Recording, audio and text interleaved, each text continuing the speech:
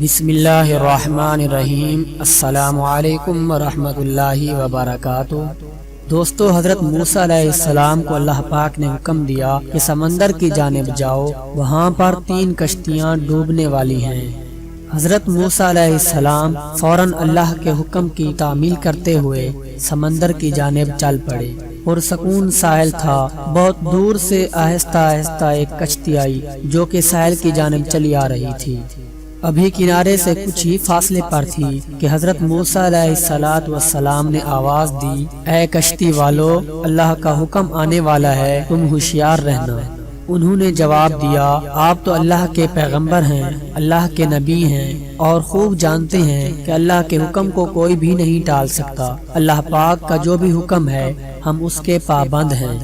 ابھی کشتی والے یہ باتیں کر ہی رہے تھے کہ اچانک سمندر سے ایک موج اٹھی اور کشتی کو بہا لے گئی۔ تھوڑی دیر کے بعد ساحل کی طرف ایک اور کشتی آ رہی تھی۔ حضرت موسیٰ علیہ السلام نے انہیں بھی خبردار کیا اور ان سے کہا کہ ذرا محتاط ہو کر آنا، اللہ کا حکم آ چکا ہے۔ انہوں نے بھی پہلے والے لوگوں کی طرح جواب دیا، اے اللہ کے پیغمبر، جو حکم اللہ کی طرف سے آ چکا ہے اس کو کوئی نہیں بدل سکتا، وہ ضرور ہو کر ہی رہے گا۔ یہ کہہ کر انہوں نے بھی اپنی کشتی کو جاری رکھا، یہاں تک کہ تھوڑی دیر میں ایک زبردست موج آئی اور اس کشتی کو بھی اپنے ساتھ سمندر کی تہہ میں بہا لے گئی۔ حضرت موسیٰ علیہ السلام اللہ کی حکمتوں کے بارے میں سوچوں میں مبتلا تھے کہ اتنی دیر میں سمندر میں ایک اور کشتی نظر آئی جو کہ ساحل کی جانب چلی آ رہی تھی۔ آپ علیہ السلام نے ان کشتی والوں کو بھی نصیحت کی کہ دیکھو، اللہ کا حکم آنے والا ہے، تم ذرا محتاط ہو کر رہو اور اپنے گناہوں سے توبہ کر لو۔ ان لوگوں نے جواب دیا، اے اللہ کے نبی، جس طرح آپ سچے ہیں اسی طرح اللہ بھی سچا ہے اور اس کا حکم بھی سچا ہے، جو اللہ نے کہا ہے وہ ضرور ہوتا ہے، لیکن اس کے ساتھ ساتھ اللہ کی رحمت بھی تو ہے، ہم اللہ کی رحمت سے کیوں مایوس ہو جائیں؟ لہٰذا ہم اپنے اللہ کی رحمت پر بھروسہ کر کے آ رہے ہیں، وہ اپنی رحمت کے صدقے میں ہمیں ضرور امن و سلامتی کے ساتھ کنارے تک پہنچا دے گا۔ کشتی والے لوگوں کا یہ جواب سن کر اللہ کے پاک پیغمبر حضرت موسیٰ علیہ السلام خاموش ہو گئے۔ جب کشتی بحفاظت کنارے پر آ لگی تو اللہ کے پیغمبر سوچوں میں مبتلا ہو گئے کہ اللہ پاک نے 3 کشتیوں کے ڈوبنے کا کہا تھا، 2 تو ڈوب گئی لیکن تیسری سلامتی کے ساتھ کنارے آ لگی، یہ کیسے ممکن ہو سکتا ہے؟ ارشاد باری تعالی ہوا کہ اے موسیٰ، آپ نے سنا نہیں کہ تیسری کشتی والوں نے کیا کہا تھا؟ انہوں نے میرے حکم کو تسلیم کیا تھا اور اس کے ساتھ ساتھ میری رحمت کو آواز دی تھی اور میری رحمت پر مکمل بھروسہ اور یقین رکھا تھا، تو اس لیے یہ کشتی میری رحمت کے طفیل بچ گئی۔ اے موسیٰ، جو بھی میری رحمت کے دروازے پر آ کر صدا لگاتا ہے میں اسے کبھی نا امید نہیں کرتا۔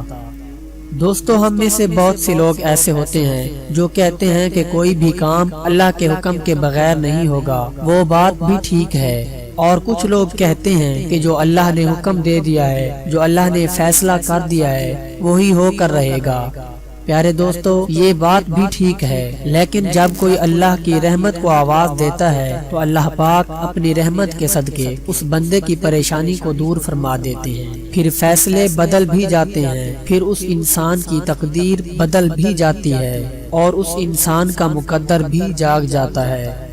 دوستو، جب اللہ پاک نے مخلوقات کو پیدا فرمایا تو عرش پر لکھ دیا کہ میری رحمت میرے غضب پر غالب ہے۔ پیارے دوستو، اللہ پاک سے اس کی رحمت مانگنی چاہیے، پھر دیکھیں کہ آپ کی زندگی کیسے بدلنا شروع ہو جائے گی۔ جس طرح ان لوگوں کی 2 کشتیاں ڈوب گئیں صرف اس وجہ سے کہ انہوں نے اللہ پاک کی رحمت کو آواز نہیں دی تھی، اور تیسری کشتی بچ گئی کیونکہ انہوں نے اللہ کی رحمت کو پکارا تھا، اللہ کی رحمت کو آواز دی تھی اور اللہ پاک پر پورا بھروسہ کیا تھا۔ تو پیارے دوستو، جو آج میں آپ کو وظیفہ بتانے جا رہا ہوں اسے غور سے نوٹ فرما لیں اور اسے ضرور کیا کریں، اور اس کے ساتھ ساتھ اللہ پاک کی رحمت کو آواز دیا کریں، اللہ پاک کی رحمت پر بھروسہ کیا کریں۔ پیارے دوستو، آج کے اس وظیفے میں آپ کو 3 تسبیحات بتانے والا ہوں۔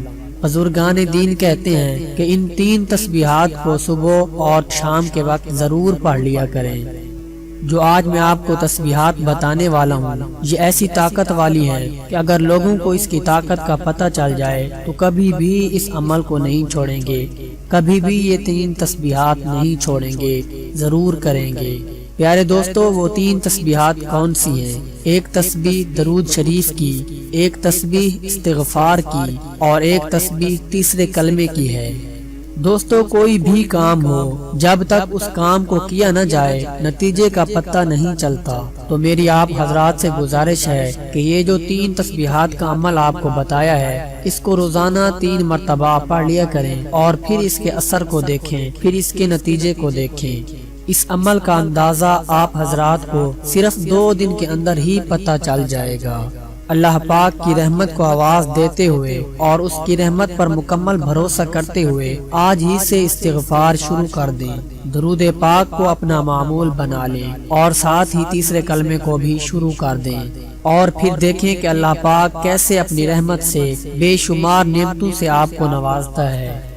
بہت سے لوگ استغفار کی حقیقت کو جانتے ہی نہیں۔ سب سے بڑا وظیفہ یہی ہے، کسی شخص کو کوئی بھی پریشانی ہو یا کوئی بھی مشکل سے مشکل آ جائے تو اس کا حل اللہ تعالیٰ کے حضور استغفار کا پڑھنا ہے۔ صحیح بخاری کی ایک حدیث ہے جس کا مفہوم ہے کہ نبی پاک صلی اللہ علیہ وسلم نے اپنے اللہ سے دن میں 70 مرتبہ استغفار کرنے کا بتایا ہے۔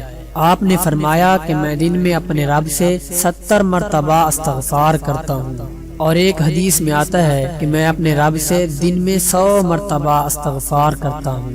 جب اللہ پاک کے معزز و مکرم نبی صلی اللہ علیہ وسلم، جن کا مقام اللہ رب العزت کے بعد تمام مخلوقات میں سے سب سے اونچا ہے، جب وہ استغفار کر سکتے ہیں تو ہم جیسے گناہ گاروں کی کیا حیثیت ہے جن کا اکثر ٹائم گناہوں میں گزرتا ہے۔ ہمیں تو زیادہ سے زیادہ استغفار کرنا چاہیے۔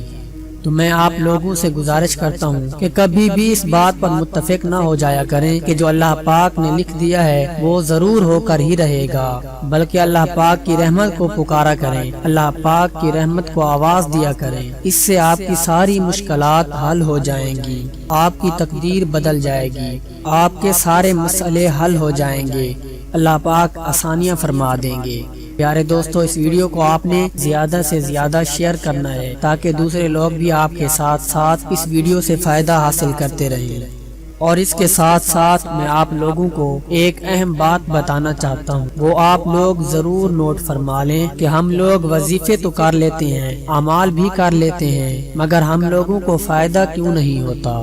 بہت سے لوگ ہم سے یہ سوال کرتے ہیں کہ آپ ہمیں روزانہ بہت سے مختلف وظائف بتاتے ہیں، بہت سے اعمال بتاتے ہیں، رزق کے حوالے سے، پریشانیوں کے حوالے سے، دولت کے حوالے سے اور بیماریوں وغیرہ کے حوالے سے، لیکن ہمیں ان اعمال سے، ان وظائف سے کچھ فائدہ نہیں ہوتا۔